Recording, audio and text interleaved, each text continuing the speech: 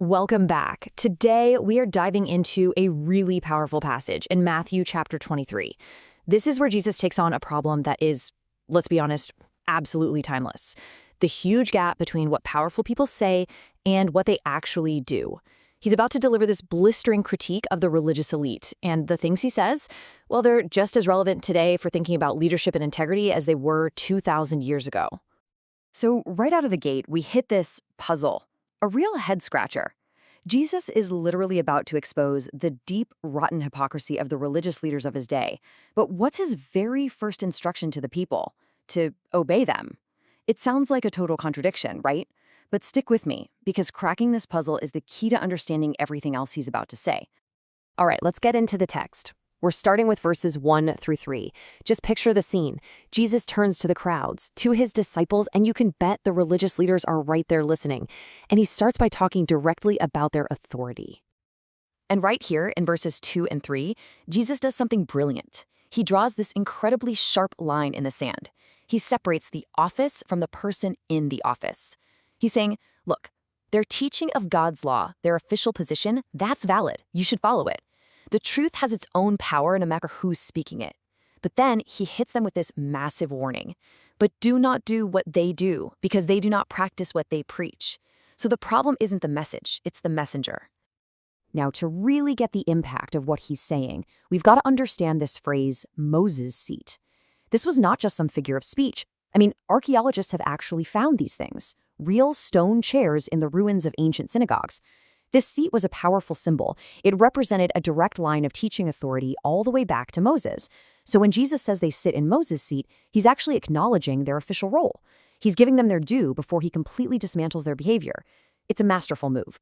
So he's established their authority to teach, but now he pivots, and he starts to take apart their moral authority piece by piece. In verses 4 through 7, he exposes how they've turned religion into a show about themselves, a religion of burdens and badges of honor. And this, right here, is the heart of the whole problem.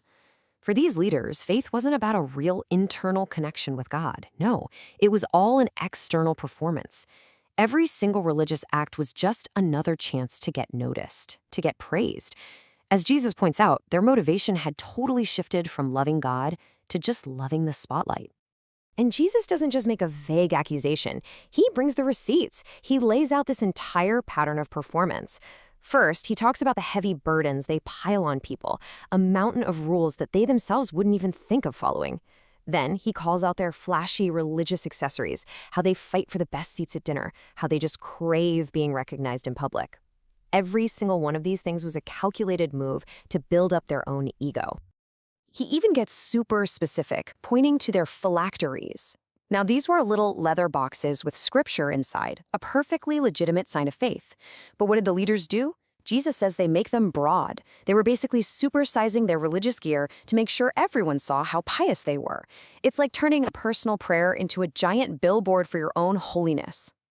And this comparison just says it all, doesn't it? You've got two completely opposite ways of seeing faith. On one side, you have these leaders who, as verse 4 says, bind heavy burdens. It's a religion of crushing rules and legalism. And on the other side, you have Jesus' own words from earlier in Matthew. For my yoke is easy and my burden is light. He's offering a relationship, something based on freedom and love, not fear and control. It's night and day. Okay, so after exposing this whole culture of performance and pride, Jesus turns to his own followers. And he completely redefines what it means to be great.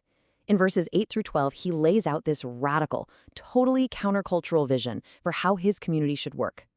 He starts in verse 8 by going right after the religious hierarchy. He tells them, don't be called rabbi. And you have to get this, rabbi wasn't just a job title. It was a status symbol. It meant honor, power, authority. By telling them to reject it, Jesus is completely leveling the playing field. He's saying there's only one master, and the rest of you, you're all brothers and sisters on the same level.